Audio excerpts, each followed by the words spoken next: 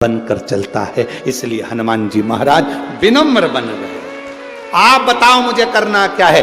जो बहुत विनम्रवान व्यक्ति होगा, जिसमें विनम्रता होगी, वो कभी अपना बखान नहीं करता। विनम्र व्यक्ति कभी अपना बखान नहीं करता। आप में से कोई व्यक्ति अगर लंका चले गया होता सीता जी का पता लगाने, तो 25 बार माइक लेके चिल्ला चिल्ला के बोलता, मेरे को पहचानते हो, मैं लंका गया था सीता का पता करने।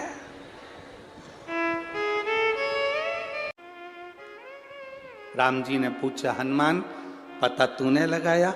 हनुमान जी बोले, नहीं प्रभु मैंने नहीं लगाया। जामवंत पास में खड़े तो ने कहा, इसी ने लगाया।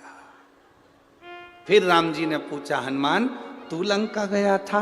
हनुमान जी बोले, मैं नहीं गया। इतने में जामवंत पास में खड़ा था, यही गया था। फिर राम जी ने पूछा, हनुमान लंका में आग तूने लगाई?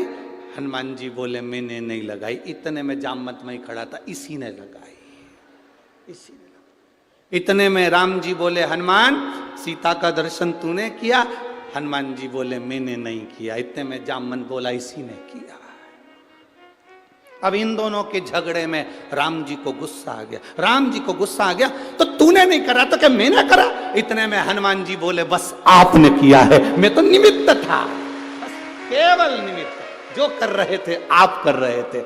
लंका गए आप, भेजा मुझे आपने, दर्शन किया आपने, आग लगाई आपने, मैं तो केवल निमित्त था। आज आपने सत्य कह दिया, क्या मैंने करा? बिल्कुल सत्य है, आपने किया। करते हो मेरे बाबा, मेरा नाम हो रहा है, और प्रभु आपकी कृपा से सब। शंकर सुमन का मतलब शिव विनम्रता दे दें, शिव विनम्रता दे दें, ये शंकर सुमन का लक्षण है, विनम्रता। कितनी विनम्रता श्री हनुमान जी महाराज में होगी, जरा विचार करिए। चढ़े, कितना बल है हनुमान जी महाराज में। जिस पत्थर पर लात रखा वो पत्थर नीचे दब गया, जिस पत्थर पर लात रखा वो पत्थर नीचे दब गया, पत्थर दब गया नीचे। विनम्रता देखिए श्री हनुमान जी महाराज की। उनको शंकर सुमन क्यों कहते हैं?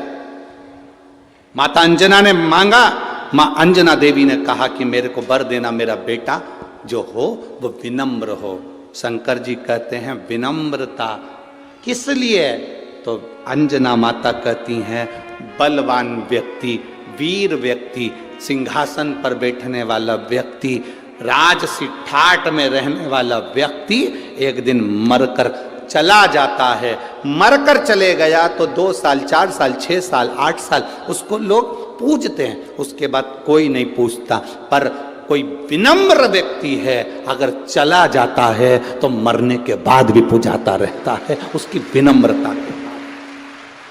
शंकर की आराधना करी थी, शिवलिंग की पार्थिव लिंग का निर्माण करती, पूजन करती माता अंजना। उनके साथ में केसरी बाबा भी पूजन करने बैठे। गौतम ऋषि के कहने पर उन्होंने पूजन करी थी।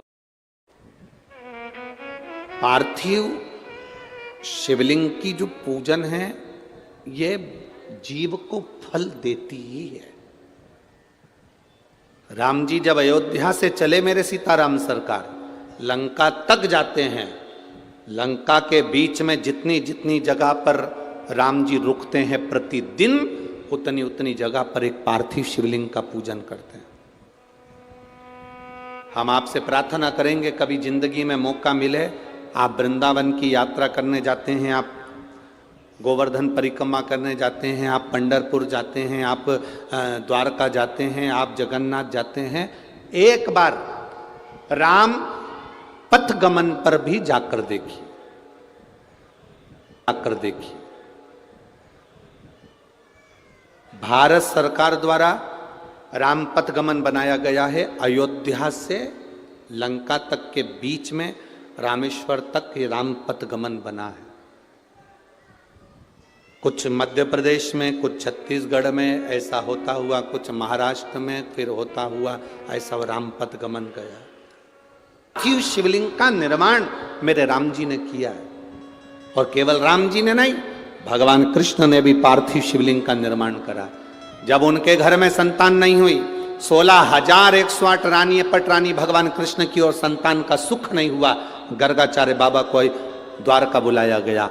हाथ जोड़कर मेरे बाबा भगवान द्वारकानाथ ने कहा, मेरे यहाँ संतान का सुख नहीं है, इतनी रानियां मेरे यहाँ पर संतान का सुख नहीं, आप कृपा करो। गर्गाचार्य बाबा ने कहा, सुनो कृष्ण, एक एक रानी के साथ 11-11 दिन तक भगवान शंकर के पार्थिव शिवलिंग का पूजन करो। भगवान कृष्ण ने एक एक रानी के साथ 11-11 दिन तक शंकर भगवान के पार्थिव शिवलिंग का पूजन करा। शिव जी ने प्रकट होकर भगवान कृष्ण से कहा, मांगो क्या चाहिए। भगवान कृष्ण कहते हैं, मेरे यहाँ संतान नहीं। भगवान शंकर ने कहा, एक एक रानी के साथ 11-11 दिन तक बैठकर तुमने मेरा अभिषेक करा है, मैं तुम्हें वर देता हूं, तुम्हारी एक एक रानी से 11-11 संतान होगी।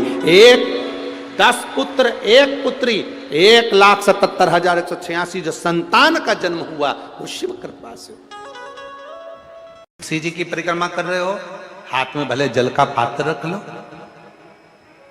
किसी वृक्ष की परिक्रमा कर रहे हो, अपने हाथ में कोई दाना रख लो। कोई परिक्रमा कर रहे हो, अपने हाथ में कोई अगरबत्ती, कोई धूप बत्ती, कोई मालिका रख लीजिए।